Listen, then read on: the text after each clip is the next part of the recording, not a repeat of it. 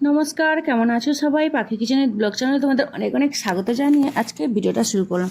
আজকে এই এত বড় বড় মাছ কোথা থেকে ধরেছি, চলো পুরো ভিডিওটা দেখতে থাকো, স্কিপ করো না। আজকে আমরা চলে এলাম নদী বলো ঝিল বলো, এখানে চলে এসেই ফাঁকা মাঠে। তো এখানে এসেই দেখি তো ওনারা মাছ ধরছে, আর আমরা এসে এমনি ছোট একটা মশারি নিয়ে এসেছিলাম। তো ওর মধ্যে মাছ আসেনি, ছোটো ছোটো মাছ এসেছিল। তো কী মাছ ধরছি ওটা তোমাদেরকে দেখাবো পরে। আর এখানে দেখো ওরা এই বড় বড় জাল দিয়ে কত বড় বড় মাছ ধরেছে। তো এইখানে বড় বড় মাগুর মাছ প্রচুর আছে। তো যাই হোক, এরা মাছ ধরেছে, আর এই মাগুর মাছগুলো অনেক ধরেছে, এক বস্তা মতো মাগুর মাছ ধরেছে। এই যে দেখতে পাচ্ছ ঘাই তুলছে। তো ওই মাছগুলোকে এখন আমরা বাড়ি নিয়ে যাব। এবার বাড়িতে চলে এসেছি, মাছগুলো পুরো জ্যান্ত আছে। আর আমাদের দুজনে 6টা মাছ নিয়ে এসেছি। এবার এগুলো কেটে ভালো করে ধুয়ে পরিষ্কার করে নেবো। এবার তিনটে করে দুজনে ভাগ করে নিয়েছি। এবার আমিও কেটে নিলাম। আর ওই যে ছোটো ছোটো মাছ বলেছিলাম, এই যে সাইডে দেখতেই পাচ্ছ ওই চাঁদা মাছ, পুঁটি মাছ, ওইগুলো ছোটো ছোটো মাছ ওই সাইডে আছে। আর এই মাছগুলোর মধ্যে পেটে কিন্তু বীজ হয়ে গেছে, এগুলো একটু দেখে কাটতে হবে। আর বীজগুলো নোংরা হয়ে গেলে ধুতেও পারবো না বীজ থেকে, আবার কেটে গেলেও বীজ থেকে বীজগুলোও বেরিয়ে যাবে। তো যাই হোক, একটু দেখে কেটে নিতে হচ্ছে। আর মাছগুলোকে কাটতে এত হাতে মানে পিছলাচ্ছে, মাছগুলো ছুটে পালিয়ে যাচ্ছে মনে হচ্ছে। তো ভালো করে ধরে মাছগুলোকে কাটতে হচ্ছে। তো যাই হোক, এখন মাছগুলোকে কেটে ধুয়ে পরিষ্কার করে নেব। এখন রান্না করব মাগুর মাছ দিয়ে ঝোল রান্না করব, আর ওই ছোটো মাছের টক, আর মাগুর মাছের যে বীজগুলো বেরিয়েছে ওই বীজের বড়া বানাবো। তো এগুলো এরকম ছোটো ছোটো পিস করে কেটে নিলাম। তো এখন আমি রান্নাঘরে চলে এসেছি, ধুয়ে টুয়ে সব পরিষ্কার করে মাছগুলোকে ধুয়ে নিয়েছি। এবার এর মধ্যে লবণ হলুদ মাখিয়ে এটাকে এক সাইডে রেখে দিব। তো এখানে দেখো হলুদও দিয়ে দিলাম। এবার ভালো করে হাত দিয়ে এটাকে মাখাতে হবে।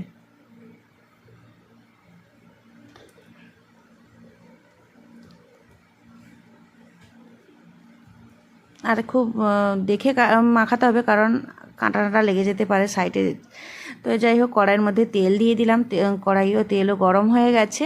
এবার আমি মাছগুলোকে একে একে দিয়ে ভেজে তুলে নেব। তো আমি চাকা মাছও দিয়েছি আর মাথা একটা দিয়েছি। তো যাই হোক, মাছগুলোকে ভাজতে বসিয়ে দিলাম। এবার চাকা মাছগুলো ভাজা হয়ে গেলে তারপরে বাদ বাকি মাছগুলো ভেজে তুলে নেব। এক পাশ ভাজা হয়ে গেছে, পাল্টে নিলাম। আর এক পাশও সেমভাবে লাল করে ভেজে তুলে নেব। এদিকে আমি মাছ রান্না করার জন্য এদিকে মশলাপাতিগুলোও কেটে নিব। আর তো মাছ প্রায় ভাজা হয়ে এসছে। আর বাদ বাকি যে মাছটা বলেছিলাম, মাছের মাথা, তো মাথাগুলোও দিয়ে দিলাম। তো এটাও ভাজা হয়ে গেছে, এবার এটাও তুলে নিয়েছি। এবার আমি ফোড়নে দিয়ে দিব তেজপাতা, গোটা জিরে ফোড়নে দিলাম। এবার আমি কুচিয়ে রাখা পেঁয়াজ দিয়ে দিব। এদিকে দেখো পেঁয়াজ, টমেটো, আলু আর আদা রসুন রেখেছি। এবার পেঁয়াজটাকে দিয়ে একটু ভালো করে নাড়াচাড়া করে ভাজতে বসিয়ে দিব। এদিকে আদা রসুনটাও পেস্ট করে নেব। পেঁয়াজটা ভাজা হয়ে এসছে, এবার আমি আলুগুলো দিয়ে দিলাম। এবার আলুগুলো দিয়েও তেলের সঙ্গে ভাজতে বসিয়ে দিলাম, কারণ আলু পেঁয়াজও ভাজা হবে আর আলুটাও ভাজা হবে সঙ্গে।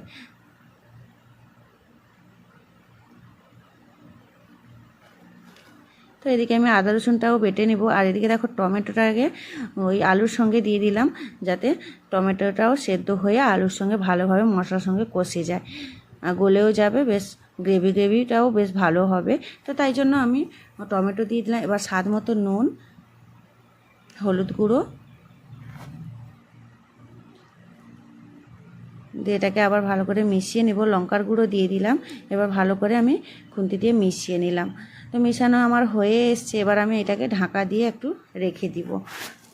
2-3 মিনিটের মতো রেখে দিলাম। ঢাকা ফিরে এসেছি। তো এখান থেকে মানে তেল ছেড়ে দিয়েছে। এখানে দেখো আদা রসুনটা যে বেটে রেখে দিয়েছিলাম, তো সেটাকে দিয়ে মিশিয়ে দিলাম। এবার মশলাটা কষানো হয়ে এসছে। আর এই রান্নাটা পুরো মাংসর মতো খেতে লাগে। তো এভাবে একবার হলেও বাড়িতে বানিয়ে ট্রাই করে দেখতে পারো। আর এদিকে দেখো মশলা প্রায় আমার কষানো হয়ে গেছে। এবার আমি ধনিয়ার পাউডার দিয়ে দিলাম। ধনিয়ার বাটা দিলেও হয়, তো আমার কাছে পাউডার ছিল, তো আমি পাউডারটাই দিলাম। তো এবার ভালো করে মশলাটাকে, ধনিয়া পাউডারটা দিয়ে ভালো করে মশলাটাকে কষিয়ে আবারও একটু ঢাকা দিয়ে দিব, যাতে মশলার সেন্টটা বাইরে না বেরিয়ে যায়। তো এদিকে দেখো পরিমাণ মতো জল দিয়ে দিলাম, যাতে আলুটাও সেদ্ধ হবে আর মাছটাও সেদ্ধ হবে। তো যাই হোক, আলুটা বেশ জলটা ফুটে উঠেছে। এবার আমি একে একে এর উপরে মাছটা দিব। তো আর পরিমাণের মতো একটু জল লাগতো, তো যাই হোক আমি মিক্সি ধুয়ে জলটা দিয়ে দিলাম।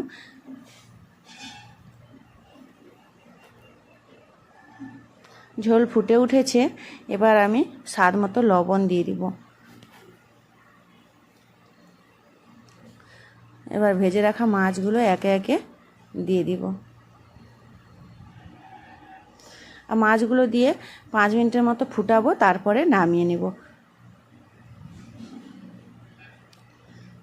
একটু নাড়াচাড়া করে দিব যাতে সব মাছের মধ্যে জলটা লাগে, যাতে মাছগুলো সবগুলো সেদ্ধ হয়ে যায়। এবার আমি অল্প একটু চিনি দিয়ে দিলাম উপরে। তো ঝোলটা বেশ ফুটে উঠেছে, এবার আমি এটাকে আলুটা সেদ্ধ হয়েছে নাকি দেখবো। এবার আলু সেদ্ধ হয়ে এসছে, এবার এটার উপরে আমি ধনিয়া পাতা ছড়িয়ে দিলাম।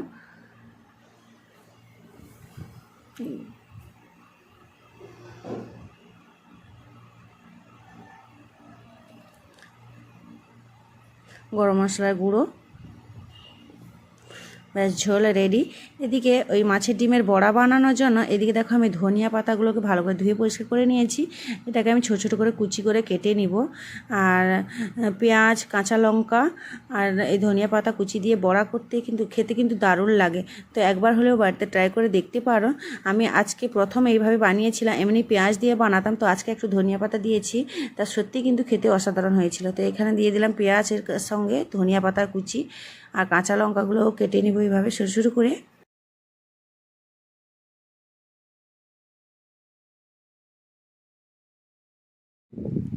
তো এবার আমি সবগুলো একসঙ্গে মিশিয়ে নিলাম। এই যে দেখো বীজ বেরিয়েছিল, তো ওই বীজগুলোকে একটা দিয়ে দেখলাম কতটা পরিমাণ লাগে। অল্প একটু বেসন দিব। এবার আমি ভালো করে মিশিয়ে নেব। এর মধ্যে দিয়ে দিব লবণ, হলুদ গুঁড়ো, লঙ্কার গুঁড়ো, কালো জিরে। এবার এটাকে ভালো করে মিশিয়ে নেব। তো মিশিয়ে দেখলাম, আরও একটা যে রেখেছিলাম সাইডে, তো ওটাও দিয়ে দিলাম। তো দিতে বেশ ভালোভাবে একটা ব্যাটার তৈরি হয়ে গেছে। এবার আমি কড়াইয়ের মধ্যে দিয়ে দিলাম তেল। এবার তেলটা দিয়ে গরম করে নিব। এদিকে বীজটাকে একে একে বড়ার আকারে ভেজে নিব। আর এই বীজের মধ্যে একটু খাবার সোডা আর বেকিং পাউডার দিয়ে দিলে আরও আলাদা একটা টেস্ট লাগে। আমি এই চারটাতে প্রথমে দিইনি, তো তারপরে আমি দিলাম। তো ভাবলাম দেখি একবার দিয়ে ট্রাই তো করি, দেখি কেমন হয়। তো এই চারটার পরে আমি আবার মিশিয়ে দিলাম। তো যাই হোক, আর যতগুলো বানিয়েছি বেকিং পাউডার বেকিং সোডা মিশিয়ে দিয়েছিলাম। তো সত্যি কিন্তু অসাধারণ হয়েছিল খেতে। এদিকে বীজের বড়াগুলোও ভাজা হয়ে গেছে। আর এদিকে দেখো ওই যে ছোটো মাছ ধরেছিলাম, ওই ছোটো মাছটাকে আমি লবণ হলুদ মাখিয়ে নিব। এবার এদিকে একটা টক বানাবো, আর আমসি দিয়ে টক বানাবো। এদিকে দেখো তেল দিয়ে দিয়েছি কড়াইয়ের মধ্যে, গোটা শুকনো লঙ্কা ফোড়নে 5 ফোড়ন দিয়ে এটাকে ভেজে নিলাম। এবার ওই যে ছোটো মাছগুলো রেখেছিলাম লবণ হলুদ মাখিয়ে, ওই মাছটাকে কড়াইয়ের মধ্যে দিয়ে দিব। এবার মাছটাকে কড়াইয়ের মধ্যে দিয়ে এপাশ ওপাশ করে হালকা একটু ভাজা ভাজা করে, হালকা বেশি কড়া করে ভাজবো না, হালকা আঁচে ভাজবো। এবার একটু হয়ে গেলে এবার এর মধ্যে সর্ষে বাটা আর ওই আমচুর পাউডারটা দিলেই হবে। তো যাই যে কালো সর্ষে সাদা সর্ষে নিয়েছি এর মধ্যে, তো এটাকে আমি পেস্ট করে নিব। কালো সর্ষে নয়, সাদা সর্ষে নিয়েছি। তো এদিকে দেখো এই মাছটা একবার ভাজা হয়ে গেছে, এবার পাল্টে নিলাম। তো এদিকে পেস্টটাও তৈরি হয়ে গেছে, এবার আমি এর মধ্যে দিয়ে দিব। এর মধ্যে একটু তেলের মধ্যে অল্প একটু লঙ্কার গুঁড়ো দিলাম, যাতে তরকারির কালারটা আসে। আর এইখানে দেখো ওই যে পেস্ট করেছিলাম সর্ষে পেস্ট, ওটা মিশিয়ে দিলাম। এবার একটু খুন্তি দিয়ে নাড়াচাড়া করে এবার এর মধ্যে কতটা পরিমাণে জল লাগবে, তো আমি ওই মিক্সিটা ধুয়ে জলটা দিয়ে দিব।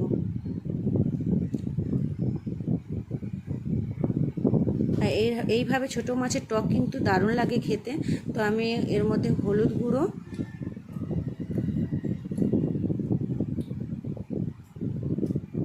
হলুদটা বেশি হয়ে গেছে মনে হলো, তো তাই জন্য একটু হলুদ বের করে রেখেছি। তো যাই লঙ্কা আর লবণ দিয়ে দিলাম। তো এটাকে ফুটতে দিব।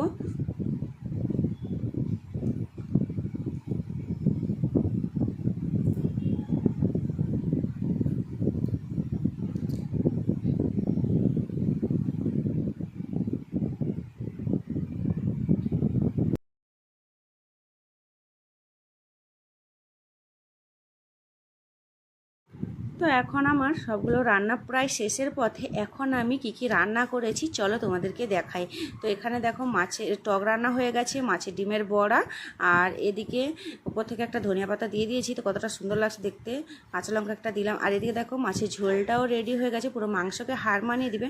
এখন চলো আমি একটা সার্ভ করি। তো এখানে দেখো লেবু, লঙ্কা, মাছ ভাজা, আর আছে মাছের ডিমের বড়া, ঝোল আর টক। তো আজকের ভিডিওটা ভালো লাগলে বন্ধুদের সাথে শেয়ার করে দিও, আর কে কোথা থেকে দেখছো অবশ্যই কমেন্ট করে জানিও। আর ইউটিউব থেকে দেখলে চ্যানেলটিকে সাবস্ক্রাইব করে দেওয়ার অনুরোধ রইল, আর ফেসবুক থেকে দেখলে পেজটিকে ফলো করে দিও, যাতে আমি যখনই কোনো ভিডিও আপলোড করব তখন তোমাদের কাছে যাব। তো চলো আজকে যাব পার্কে।